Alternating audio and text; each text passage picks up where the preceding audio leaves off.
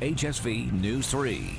The breaking details about a pedestrian hit and killed by a car on Route 11. Video from the scene of the accident. And an apartment complex catches fire in the valley. How people living in this building are dealing with the losses tonight. And a Virginia lawmaker is proposing a new bill that some say discriminates against gays and lesbians. Hear why the delegate is pushing for the new law. You're watching WHSV News 3. 11 minutes of nonstop news and weather starts right now.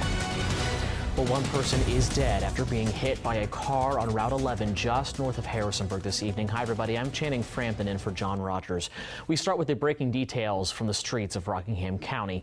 This is video shot within the last 3 hours at the scene of the crash. New at 11, I just got off the phone with Virginia State Police. They say this still is an ongoing investigation. It happened near the Economy Inn on Route 11, just north of the Harrisonburg city limits. Virginia State Police are investigating what happened here. Route 11 is still shut down at this hour, and the call about the accident came in around 7:30. Police are still looking for a vehicle and haven't released the name of the person killed in this accident. We're working to confirm more information for WHSV's Daybreak starting tomorrow at 5 a.m.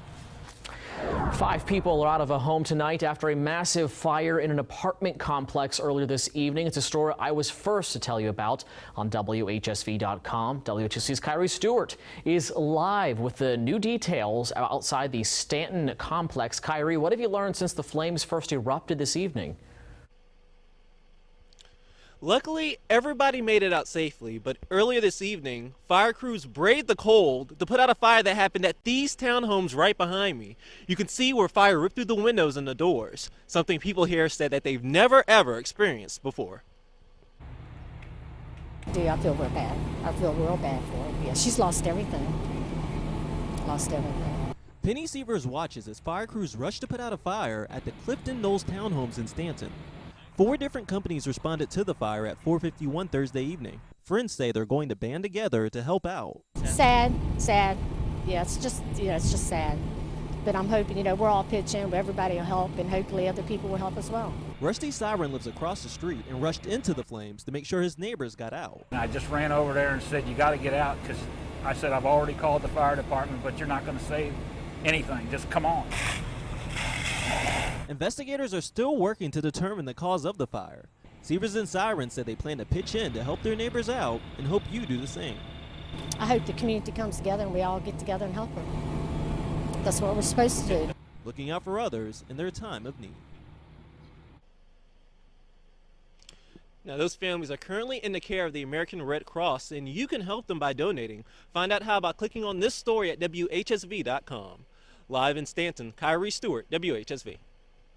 All right, well, a murder trial has wrapped up for Delano Fitz, and we're waiting for the verdict. New at 11, we've just learned that if it is a guilty verdict, the sentencing will be tomorrow. Today, the prosecution and defense made their final arguments. The jury has been deliberating since 5:30 this evening, and they're still deliberating, still waiting on that verdict. At one point during this evening, the jury asked for cell phone records, but that evidence was never brought up during the trial. We've been tracking this case since Christmas Eve 2013. Delano Fitz is accused of shooting and killing Tremaine Turner that night.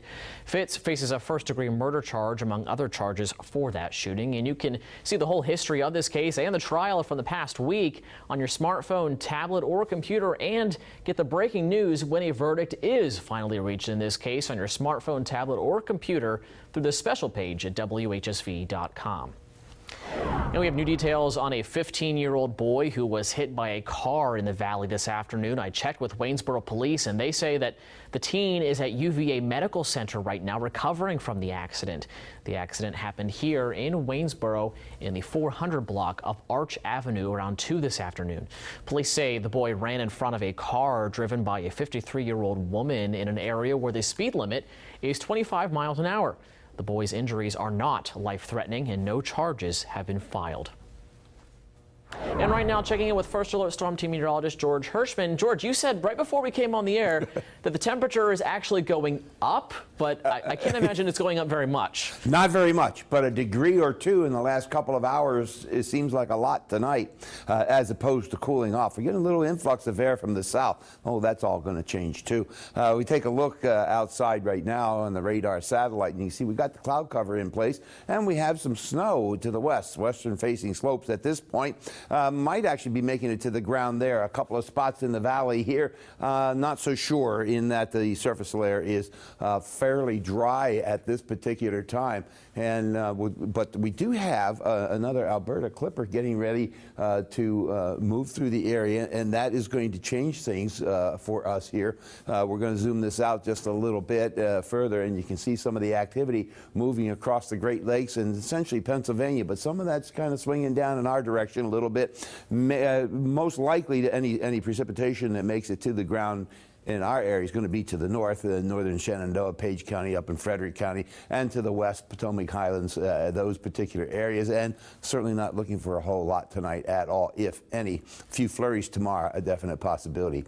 21, it was, I think, 19 when we did the show earlier tonight, and now it's at 21. No rain today. 12 on the wind chill, 12 degrees. 7:33 is when the sun will pop up in the morning, and the south winds, they're coming at us about 8 miles per hour. Weather watchers calling in these numbers tonight in the upper teens and around 20. 20 is Timberville and Fishersville, and 18 down Waynesboro. Stanton at 18, 21 Stanley, as well as Mount Jackson to the west. 16 Franklin, that's the cold number tonight, and 24, a little bit warmer over in Petersburg. So not too bad out there. Wind chills don't feel quite as bad, but still very much on the cold side. The surface forecast, this is about 12 o'clock tonight, and we have just off of the coast there by Norfolk, a little high pressure. We're going to lose that influence, but in the meantime, it's kind of supplying us with a little bit of air from the south. Hence, we get a little bit warming out there. Then that slides off the coast as we make it to your morning drive time. About 7 o'clock, there's that clipper moving through the Great Lakes area,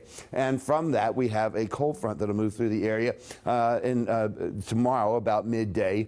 With that, could be a couple of flurries, but the noticeable thing is going to be once it's through, we're going to cool off once again. So tomorrow we're going to warm up a little bit, certainly more comfortable than today. And then as we get into the weekend, we're back to cold and winter. Tonight, talking about temperatures in the mid-teens, lower mid-teens to the west, cloudy, wind chill near zero, but certainly not below. South winds about 10 to 15 miles per hour. That's a little bit on the breezy side. That's what helps keep that wind chill factor in the equation for sure. Tomorrow, we're going to warm to the 32-degree level. That's just the freezing level, but a lot warmer than it was today. We made it to the mid and upper 20s to the west, partly cloudy through the day. Chance of some morning flurries, and then the winds kicking up through the day, making it a bit breezy and presenting us with the wind chill factor. Now, that's the good news. That's the warm part. The next 3 days, they go this way, because once that frontal system moves through, folks, things are going to start cooling off again. So we have 32 tomorrow, some flurries, a little breezy, some sunshine here and there. Back into the 20s for your Saturday. Lots of sunshine. That's the trade-off. We'll get some sun in there with the cooler temperatures, and then moving through the weekend, we get back into the 40-degree range, which is about where we should be this time of the year. And also Monday, a chance for some showers, and with those showers, particularly earlier in the day, for a little wintry mix, some sleet, some freezing rain, that kind of thing. Not looking for much as far as accumulation, but if we're even talking about it, that's not comfortable. And of course, when you get weather like this, you want to keep track of it, especially if you're planning to be outside. WHSV.com, follow the weather prompts. You end up on the weather page. And tonight, George, it looks like we got some closings and delays already reported on. Wow, already. There you go. You get other information like that. And I'm sure there will be some closings and delays in the morning, but not, I don't think, universal, not widespread. All right, sounds good. Thank you, George. All right, a bond was set for a man who was charged in a murder that happened earlier this year. Tracking crime where we live, the Augusta County Circuit Court posted a $50,000 bond for 19-year-old Marcus Johnson, who you see here. He is accused of being accessory after the fact of first-degree murder in the shooting of this man, 21-year-old Coleman Neely, who's from Stanton. It happened in Fort Defiance last August. People who live in the area of the shooting say the murder is still fresh on their minds. Like anybody that's killed somebody, doesn't matter what the circumstance, I don't think they should be bonded out at all. It shouldn't be a choice. So, yeah, I'm upset with that because a young man lost his life that night, and you know, he doesn't deserve to be free right now till after the trial and everything. And 2 other men who you see here have also been charged in this case. Well, we're checking in with a Virginia lawmaker who's introducing a new bill that some say could lead to discrimination against LGBT people. Republican Delegate Bob Marshall introduced House Bill 1414. You might have heard of it. It would let a business owner keep a license even if they denied services to gay customers. Many groups like the ACLU have come out against this bill. If such a bill were to pass, the General Assembly would likely be vetoed by the governor, but that isn't stopping Marshall, who we talked with on the phone earlier. Sexual advocacy groups who are opposing my bill, they apparently want to compel clinical psychologists to say you will not get your license unless you affirm sodomy marriage or similar things. I find that really highly intolerant and characteristic of thought policing. And of course, you can read the full bill with this story at WHSV.com. I just posted it there. And I also asked for your thoughts on this issue on the WHSV TV3 Facebook page.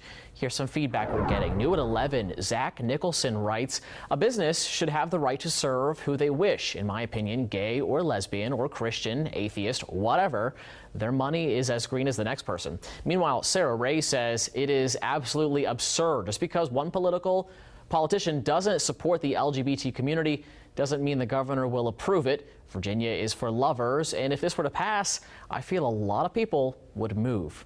And of course, you can still add your comments to this story on the WHSV TV3 Facebook page. Just click there right now on your smartphone, tablet, or computer. Scroll down. You'll find this post where you can add your comments right now. Well, coming up, if you're looking for something to do this weekend, meteorologist